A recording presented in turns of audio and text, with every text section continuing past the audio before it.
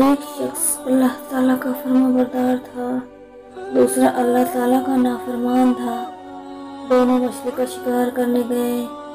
ایک اپنے بتوں کا نام لیتا اور جال پھینکتا، اس کے جال میں بہت سی مچھلیاں آ گئیں۔ دوسرا اللہ پاک کا نام لیتا اور جال پھینکتا، اس کے جال میں کچھ نہیں آیا۔ کوشش کرتے کرتے شام ہو گئی۔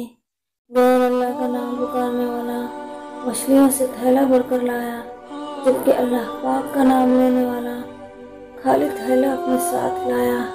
اللہ پاک کے فرشتے غمگین ہو گئے اور عرض کیا، اے دو جہانوں کے مالک، تیرا نام لینے والا خالی ہاتھ آ رہا ہے اور تیرے دشمنوں کا نام لینے والا مچھلیوں سے بھرا ہوا تھیلا لا رہا ہے۔ اس پر اللہ رب العزت فرشتوں کو ان دونوں کا آخرت میں ٹھکانہ دکھاتے ہوئے کہتے ہیں کہ دیکھ، جو مچھلیاں بھر کے لا رہا ہے اس کا ٹھکانہ جہنم ہے۔ مچھلیاں اس کے کس کام کی؟